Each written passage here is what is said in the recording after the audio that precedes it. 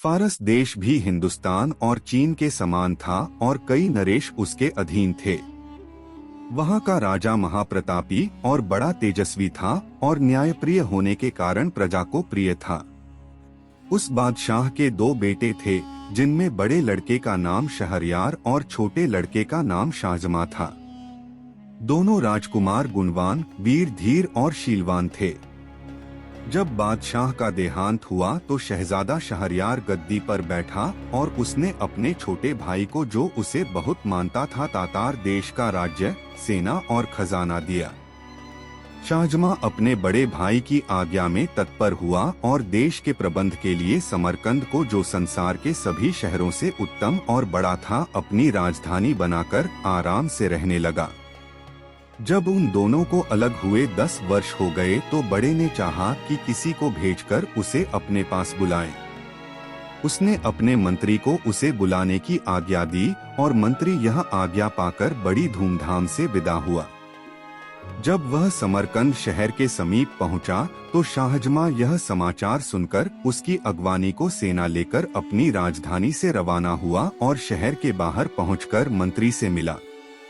वह उसे देखकर प्रसन्न हुआ। शाहजमा अपने भाई शहरयार का कुशलक्षेम पूछने लगा। मंत्री ने शाहजमा को दंडवत कर उसके भाई का हाल कहा। वह मंत्री बादशाह शहरयार का परम आज्ञा पालक था और उससे प्रेम करता था। शाहजमा ने उससे कहा कि भाई, मेरे अग्रज ने तुम्हें मुझे लेने को भेजा, इस बात से मुझको अत्यंत हर्ष हुआ। उनकी आज्ञा मेरे शिरोधार्य है। अगर भगवान ने चाहा तो 10 दिन में यात्रा की तैयारी करके और शासन में अपना प्रतिनिधि नियुक्त कर तुम्हारे साथ चलूंगा।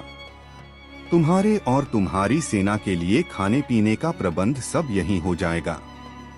अतएव तुम इसी स्थान पर ठहरो। अतएव उसी स्थान पर खाने पीने आदि की व्यवस्था कर दी गई और वे वहां रहे। इस अवसर पर बादशाह ने यात्रा की तैयारियां की और अपनी जगह अपने विश्वास पात्र मंत्री को नियुक्त किया। एक दिन सायं अपनी बेगम से, जो उसे अति प्रिय थी, विदा ली और अपने सेवकों और मुसाहिबों को लेकर समरकंद से चला और अपने खेमे में पहुंचकर मंत्री के साथ बातचीत करने लगा। आधी रात होने पर उसकी इच्छा हुई कि एक बार बेगम से फिर मिलाऊं। वह सबसे छुपकर अकेला ही महल में पहुंचा। बेगम को उसके आने का संदेह तक न था। वह अपने एक तुच्छ और कुरूप सेवक के साथ सो रही थी। शाहजमा सोचकर आया था कि बेगम उसे देखकर अति प्रसन्न होगी। उसे दूसरे मर्द के साथ सोते देखकर एक क्षण के लिए उसे काठ मार गया। कुछ संभलने पर सोचने लगा कि कहीं मुझे दृष्टिभ्रम तो नहीं हो गया। लेकिन भली भांति देखने पर भी जब वही बात पाई तो सोचने लगा, यह कैसा अनर्थ है कि मैं अभी समरकंद नगर की रक्षा भित्ति से बाहर भी नहीं निकला और ऐसा कर्म होने लगा। वह क्रोधाग्नि में जलने लगा और उसने तलवार निकालकर ऐसे हाथ मारे कि दोनों के सिर कटकर पलंग के नीचे आ गए। इसके बाद दोनों शवों को पिछवाड़े की खिड़की से नीचे गड्ढे में फेंककर वह अपने खेमे में वापस आ गया। उसने किसी से रात की बात न बताई। दूसरे दिन प्रातः ही सेना चल पड़ी। उसके साथ के और सब लोग तो हंसी खुशी रास्ता काट रहे थे, किंतु शाहजमा अपनी बेगम के पाप कर्म को याद करके दुखी रहता था और दिनों दिन उसका मुंह पीला पड़ता जाता था। उसकी सारी यात्रा इसी कष्ट में बीती। जब वह हिंदुस्तान की राजधानी के समीप पहुंचा और शहरयार ने यह सुना तो वह अपने सारे दरबारियों को लेकर शाहजमा की अभ्यर्थना के लिए आया। जब दोनों एक दूसरे के पास पहुंचे तो अपने अपने घोड़े से उतरकर गले मिले और कुछ देर तक एक दूसरे की कुशलक्षेम पूछकर बड़े समारोह पूर्वक रवाना हुए। शहरयार ने शाहजमा को उस महल में ठहराया जो उसके लिए पहले से सजाया गया था और जहां से उद्यान दिखाई देता था। वह महल बड़ा और राजाओं के स्वागत योग्य था। फिर शहरयार ने अपने भाई से स्नान करने को कहा। शाहजमा ने स्नान करके नए कपड़े पहने और दोनों भाई महल के मंच पर बैठकर देर तक वार्तालाप करते रहे। सारे दरबारी दोनों बादशाहों के सामने अपने अपने उपयुक्त स्थान पर खड़े रहे। भोजनोपरांत भी दोनों बादशाह देर तक बातें करते रहे। जब रात बहुत बीत गई तो शहरयार अपने भाई को आतिथ्य गृह में छोड़कर अपने महल को चला गया। शाहजमां फिर शोकाकुल होकर अपने पलंग पर आंसू बहाता हुआ लौटता रहा। भाई के सामने वह अपना दुख छुपाए रहा, लेकिन अकेला होते ही उस पर वही दुख सवार हो गया और उसकी पीड़ा ऐसी बढ़ गई जैसे उसकी जान लेकर ही छोड़ेगी। वह एक क्षण के लिए भी अपनी बेगम का दुष्कर्म भुला नहीं पाता था। वह अक्सर हाय हाय कर उठता और हमेशा ठंडी सांसें भरा करता। उसे रातों को नींद नहीं आती थी। इसी दुख और चिंता में उसका शरीर धीरे धीरे घुलने लगा। शहरयार ने उसकी यह दशा देखी तो विचार किया कि मैं शाहजमां से इतना प्रेम करता हूँ और उसकी सुख सुविधा का इतना ख्याल रखता हूँ, फिर भी सदैव ही इसे शोक सागर में निमग्न देखता हूँ। मालूम नहीं इसे अपने राज्य की चिंता खाई जाती है या अपनी बेगम का विछोह सताता है। मैंने इसे यहाँ बुलाकर बेकार ही इसे शोक संताप में डाल दिया। अब उचित होगा कि इसे समझा बुझाकर और उत्तमोत्तम भेंट वस्तुएं देकर समरकंद वापस भेज दूं ताकि इसका दुख दूर हो सके। यह सोचकर उसने हिंदुस्तान देश की बहुमूल्य वस्तुएं थालों में लगाकर शाहजमां के पास भेजी और उसका जी बहलाने के लिए तरह तरह के खेल तमाशे करवाए, लेकिन शाहजमां की उदासी कम नहीं हुई बल्कि बढ़ती ही गई। फिर शहरयार ने अपने दरबारियों से कहा कि सुना है यहाँ से 2 दिनों की राह के बाद एक घना जंगल है और वहाँ अच्छा शिकार मिलता है, इसलिए मैं वहाँ शिकार खेलने जाना चाहता हूँ। तुम लोग भी तैयार होकर मेरे साथ चलो और शाहजमां से भी चलने को कहो, क्योंकि शिकार में उसका जी लगेगा और उसका चित्त प्रसन्न होगा। शाहजमां ने निवेदन किया कि मेरी तबीयत ठीक नहीं है, इस कारण मुझे शिकार पर जाने से माफ करें। शहरयार ने कहा, अच्छी बात है, अगर तुम्हारा यहीं रहने को जी चाहता है तो रहो, लेकिन मैं तैयारी कर चुका हूँ, मेरे अपने भृत्यों के साथ शिकार के लिए जाता हूँ। शहरयार के जाने के बाद शाहजमां ने अपने निवास स्थान के द्वार अंदर से बंद कर लिए और एक खिड़की पर जा बैठा। वहाँ से शाही महल का उद्यान दिखाई देता था। शाहजमां सुवासित पुष्पों और पक्षियों के कलरव से अपना जी बहलाने लगा, लेकिन मकान और बाग की शोभा से जी बहलाने पर भी उसे अपनी पत्नी के दुराचार की कचोट बनी रहती। जब संध्या हुई तो शाहजमां ने देखा कि राजमहल का एक चोर दरवाजा खुला और उसमें से शहरयार की बेगम 20 अन्य स्त्रियों के साथ निकली। वे सब उत्तम वस्त्रों और अलंकारों से शोभित थीं और इस विश्वास के साथ कि सब लोग शिकार पर चले गए हैं, बाग में आ गईं। शाहजमां खिड़की में छुपकर बैठ गया और देखने लगा कि वे क्या करती हैं। दासियों ने उन लबादों को उतार डाला जो पहनकर वे महल से निकली थीं। अब उनकी सूरत स्पष्ट दिखाई देने लगी। शाहजमां को यह देखकर आश्चर्य हुआ कि जिन 20 को उसने स्त्री समझा था उनमें से 10 हबशी मर्द थे। उन 10 ने अपनी अपनी पसंद की दासी का हाथ पकड़ लिया। सिर्फ बेगम बगैर मर्द की रह गई। फिर बेगम ने आवाज दी, मसूद मसूद। इस पर एक हृष्ट पुष्ट हबशी युवक जो उसकी आज्ञा की प्रतीक्षा में था एक वृक्ष से उतरकर बेगम की ओर दौड़ा और उसका हाथ पकड़ लिया। उन 11 हबशियों ने 10 दासियों और बेगम के साथ क्या किया उसका वर्णन मैं लज्जावश नहीं कर सकूंगा। इसी भांति वे आधी रात तक बाग में विहार करते रहे। फिर बाग के हौज में नहाकर बेगम और उसके साथ आए 20 मर्द औरतों ने अपने कपड़े पहने और जिस चोर दरवाजे से आए थे उसी से महल में चले गए और मसूद भी बाग की दीवार फांदकर बाहर चला गया। यह कांड देखकर शाहजमां को घोर आश्चर्य हुआ। उसने सोचा कि मैं तो दुखी हूँ ही, मेरा बड़ा भाई मुझसे भी अधिक दुखी है। यद्यपि वह अत्यंत शक्तिशाली और वैभवशाली है, तथापि इस दुष्कर्म को रोकने में असमर्थ है। फिर मैं इतना शोक क्यों करूं? जब मुझे मालूम हो गया कि यह नीच कर्म संसार में अक्सर ही होता है, तो मैं बेकार ही स्वयं को शोक सागर में डुबोए दे रहा हूँ। यह सोचकर उसने सारी चिंता छोड़ दी और साधारण रूप से रहने लगा। पहले उसकी भूख मिट गई थी, अब वह जाग गई और वह नाना प्रकार के स्वादिष्ट व्यंजन मंगाकर खाने लगा और संगीत नृत्य आदि का आनंद लेने लगा। जब शहरयार शिकार से लौटा तो शाहजमां ने बड़ी प्रसन्नता पूर्वक उसका स्वागत किया। शहरयार ने उसे शिकार किए हुए बहुत से जानवर दिखाए और कहा कि बड़े खेद की बात है कि तुम शिकार पर नहीं गए, वहाँ बड़े आनंद की जगह है।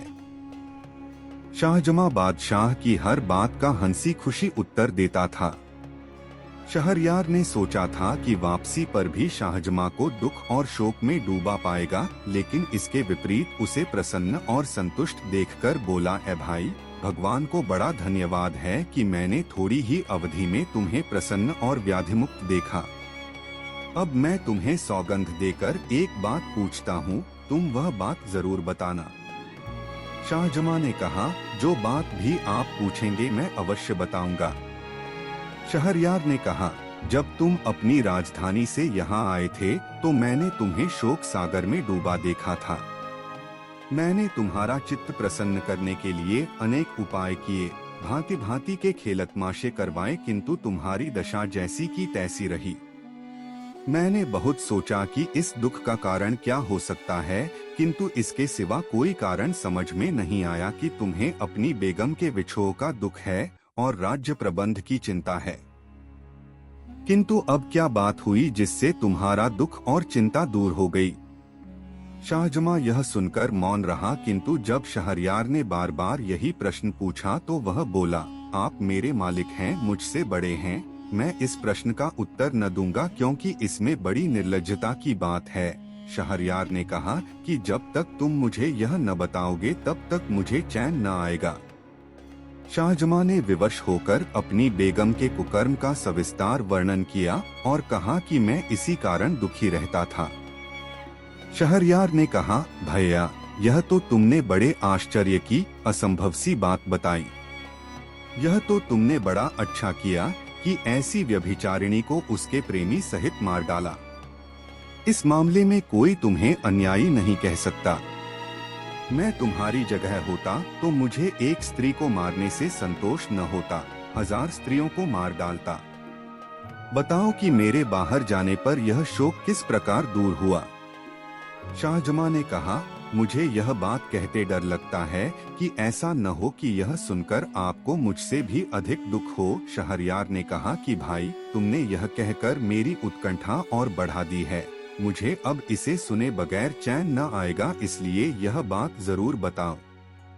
विवश होकर शाहजमां ने मसूद, 10 दासियों और बेगम का सारा हाल बताया और बोला, यह घटना मैंने अपनी आंखों से देखी है और समझ लिया है कि सारी स्त्रियों के स्वभाव में दुष्टता और पाप होता है और आदमी को चाहिए कि उनका भरोसा न करे। मुझे यह सारा कांड देखकर अपना दुख भूल गया है और इसीलिए मैं निरोग और प्रसन्नचित्त दिखाई देता हूँ। यह हाल सुनकर भी शहरयार को अपने भाई के कथन पर विश्वास न हुआ। वह क्रुद्ध स्वर में बोला, क्या हमारे देश की सारी बेगमें व्यभिचारिणी हैं? मुझे तुम्हारे कहने का विश्वास नहीं होगा जब तक मैं खुद अपनी आंखों से यह न देख लूं। संभव है तुम्हें भ्रम हुआ हो। शाहजमां ने कहा, भाई साहब, आप खुद देखना चाहते हैं तो ऐसा कीजिए कि दोबारा शिकार के लिए आज्ञा दीजिए। हम आप दोनों फौज के साथ शहर से कूच करके बाहर चलें। दिन भर अपने खेमों में रहें और रात को चुपचाप इसी मकान में आ बैठें। फिर निश्चय ही आप वह सारा व्यापार अपनी आंखों देख लेंगे जो मैंने आपको बताया है। शहरयार ने यह बात स्वीकार करके दरबारियों को आज्ञा दी कि कल मैं फिर शिकार को जाऊंगा। दूसरे दिन प्रातःकाल ही दोनों भाई शिकार को चले और शहर के बाहर जाकर अपने खेमों में ठहरे। जब रात हुई तो शहरयार ने मंत्री को बुलाकर आज्ञा दी कि मैं एक जरूरी काम से जा रहा हूँ, तुम फौज के किसी आदमी को यहाँ से जाने न देना। तत्पश्चात दोनों भाई घोड़ों पर सवार होकर गुप्त रूप से शहर में आए और सवेरा होने के पहले ही शाहजमां के महल की उसी खिड़की में आ बैठे जिससे शाहजमां ने सारा कांड देखा था। सूर्योदय के पूर्व ही महल का चोर दरवाजा खुला और कुछ देर में बेगम अपने उन्हीं स्त्री वेशधारी हबशियों के साथ वहां से निकलकर बाग में आई और मसूद को पुकारा। यह सारा हाल जो न कहने के योग्य है न सुनने के देखकर शहरयार अपने मन में कहने लगा कि हे भगवान, यह कैसा अनर्थ है कि मुझ जैसे महान नृपति की पत्नी ऐसी व्यभिचारिणी हो। फिर वह शाहजमां से बोला कि यह अच्छा रहेगा कि हम इस क्षणभंगुर संसार को, जिसमें एक क्षण आनंद का होता है दूसरा दुख का, छोड़ दें और अपने देशों और सेनाओं का परित्याग करके अन्य देशों में शेष जीवन काटें और इस घृणित व्यापार के बारे में किसी से कुछ न कहें। शाहजमां को यह बात पसंद नहीं आई, किंतु अपने भाई की अत्यंत दुखी दशा देखकर उसने इनकार करना ठीक न समझा और बोला, भाई साहब, मैं आपका अनुचर हूँ और आपकी आज्ञा को पूर्ण रूप से मानूंगा, लेकिन मेरी एक शर्त है। जब आप किसी व्यक्ति को अपने से अधिक इस दुर्भाग्य से पीड़ित देखें तो अपने देश को लौट आए। शहरयार ने कहा, मुझे तुम्हारी यह शर्त स्वीकार है, लेकिन मेरा विचार है कि संसार में किसी मनुष्य को हमारे जैसा दुख नहीं होगा। शाहजमां ने कहा, थोड़ी सी ही यात्रा करने पर आपको इस बात का पता अच्छी तरह से चल जाएगा। अतएव वे दोनों छुपकर एक सुनसान रास्ते से नगर के बाहर एक ओर को चले। दिन भर चलने के बाद रात को एक पेड़ के नीचे लेटकर सो रहे। दूसरे दिन प्रातःकाल वे वहां से भी आगे चले और चलते चलते एक मनोरम वाटिका में पहुंचे जो एक नदी के तट पर बनी हुई थी। इस वाटिका में दूर दूर तक घने और बड़े बड़े वृक्ष लगे थे। वहां एक वृक्ष के नीचे बैठकर वे सुस्ताने लगे और बातचीत करने लगे। थोड़ी ही देर हुई थी कि एक भयानक शब्द सुनकर दोनों अत्यंत भयभीत हुए और कांपने लगे। कुछ देर में देखा कि नदी के जल में दरार हुई और उसमें से एक काला खंभा निकलने लगा। वह इतना ऊंचा हो गया कि उसका ऊपरी भाग आकाश के बादलों में लुप्त हो गया। यह कांड देखकर दोनों भाई और भी भयभीत हुए और एक ऊंचे वृक्ष पर चढ़कर उसकी डालियों और पत्तों में छुपकर बैठ गए। उन्होंने देखा कि काला खंभा नदी के तट की ओर बढ़ने लगा और तट पर आकर एक महाभयानक दैत्य के रूप में परिवर्तित हो गया। अब वे दोनों और भी घबराए और एक और ऊंची डाल पर जा बैठे। दैत्य नदी तट पर आया तो उन्होंने देखा कि उसके सिर पर एक शीशे का बड़ा और मजबूत संदूक है जिसमें पीतल के 4 ताले लगे हैं। दैत्य ने नदी तट पर आकर सिर से संदूक उतारा और उसी वृक्ष के नीचे रख दिया जहां दोनों भाई छुपे थे। फिर उसने कमर से लटकती हुई 4 चाबियों से संदूक के चारों ताले एक एक करके खोले। संदूक खोला तो उसमें से एक अति सुंदर स्त्री निकली जो उत्तमोत्तम वस्त्राभूषणों से अलंकृत थी। दैत्य ने स्त्री को प्रेम दृष्टि से देखा और कहा, प्रिय, तू सुंदरता में अनुपम है। बहुत दिन हो गए जब मैं तुझे तेरे विवाह की रात को उड़ा लाया था। इस सारे काल में तू बड़ी निष्कलंक और मेरे प्रति वफादार रही है। मुझे इस समय बड़ी नींद आ रही है, इसलिए तेरे निकट सोना चाहता हूँ। यह कहकर वह महाभयानक आकृति वाला दैत्य उस स्त्री की जंघा पर सिर रखकर सो रहा। उसका शरीर इतना विशाल था कि उसके पांव नदी के जल को छू रहे थे। सोते समय उसकी सांस का स्वर ऐसा हो रहा था जैसे बादल गरज रहे हों। सारा वातावरण उस ध्वनि से कंपायमान हो रहा था। एक बार संयोग से जब स्त्री ने ऊपर की ओर देखा तो उसे पत्तियों में छुपे हुए दोनों भाई दिखाई दिए। उसने दोनों को नीचे उतरने का संकेत किया। उसके उद्देश्य को समझकर दोनों का भय और बढ़ा। दोनों ने इशारे ही से उससे विनती की कि हमें पेड़ ही पर छुपा रहने दो। स्त्री ने धीरे से दैत्य का सिर अपनी गोद से उतारकर पृथ्वी पर रख दिया और उठकर उनको धैर्य देते हुए बोली कि कोई भय की बात नहीं है, तुम नीचे उतर आओ और मेरे समीप बैठो।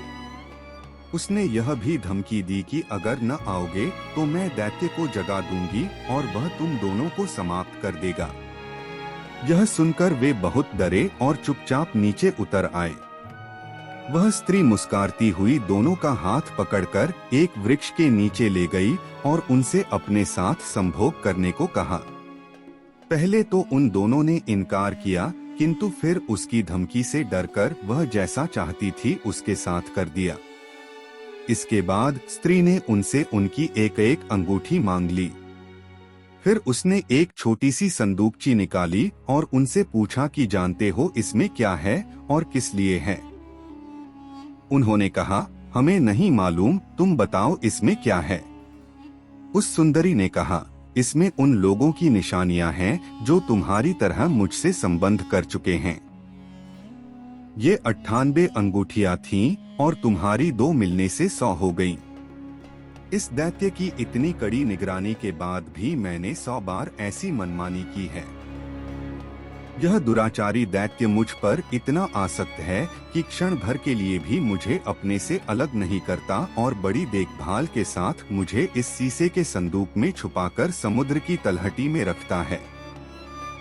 लेकिन उसकी सारी चालाकी और रक्षा प्रबंध पर भी मैं जो चाहती हूँ वह करती हूँ और इस बेचारे का सारा प्रबंध बेकार हो जाता है। अब मेरे हाल से तुम समझ लो कि स्त्री जब कामासक्त होती है तो कोई भी उसे दुष्कर्म से रोक नहीं सकता। इसके पश्चात वह उनकी अंगूठियां लेकर अपनी जगह आई। उसने दैत्य का सिर फिर अपनी गोद में रख लिया और इन दोनों को संकेत किया कि चले जाओ। दोनों वहां से चल दिए और जब बहुत दूर निकल गए तो शाहजमां ने अपने बड़े भाई शहरयार से कहा, देखिए, इतनी सुरक्षा और कड़े प्रबंध पर भी यह स्त्री अपने मन की अभिलाषा पूरी कर रही है। यह भी देखिए कि दैत्य को उस पर कितना विश्वास है और वह उसकी निष्कलंकता की कैसी प्रशंसा कर रहा था।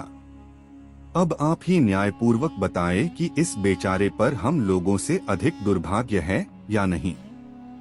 हम जो बात ढूंढने निकले थे वह हमें मिल गई। अब हमें चाहिए कि अपने अपने देशों को चलें और किसी स्त्री से विवाह न करें, क्योंकि शायद ही कोई स्त्री निष्पाप हो। चुनाचे शहरयार ने अपने छोटे भाई के कहने के अनुसार ही काम किया और वहां से दोनों शहरयार की राजधानी को चले। 3 रातों बाद वे अपनी सेनाओं में पहुंचे। शहरयार ने आगे शिकार पर न जाना चाहा और राजधानी को वापस आ गया। महल में जाकर उसने मंत्री को आज्ञा दी कि वह बेगम को ले जाकर मृत्युदंड दे। मंत्री ने बादशाह की आज्ञानुसार ऐसा ही किया। फिर शहरयार ने 10 व्यभिचारिणी दासियों को अपने हाथ से मार डाला। इसके बाद शहरयार ने सोचा कि कोई ऐसा उपाय करूं कि विवाह के बाद मेरी बेगम कुकर्म का अवसर ही ना पा सके। अतएव उसने निश्चय किया कि रात को विवाह करूं और सवेरे ही बेगम को मरवा दूं। तत्पश्चात उसने अपने भाई शाहजमां को विदा किया। वह शहरयार की दी हुई अमूल्य भेंटों को लेकर अपनी सेना के साथ समरकंद चला गया। शाहजमां के जाने के बाद अपने प्रधानमंत्री को आज्ञा दी कि वह विवाह हेतु किसी सामंत की बेटी को लाए। प्रधानमंत्री ने एक अमीर की बेटी ला खड़ी की। शहरयार ने उससे विवाह किया और रात भर उसके साथ बिताकर सुबह मंत्री को आज्ञा दी कि इसे ले जाकर मार डालो और रात के लिए फिर किसी सरदार की सुंदरी बेटी मेरे विवाहार्थ ले आना। मंत्री ने उस बेगम को मार डाला और शाम को एक और अमीर की बेटी ले आया और दूसरे दिन उसे भी ले जाकर मार डाला। इसी प्रकार शहरयार ने सैकड़ों अमीरों सरदारों की बेटियों से विवाह किया और दूसरी सुबह उन्हें मरवा डाला।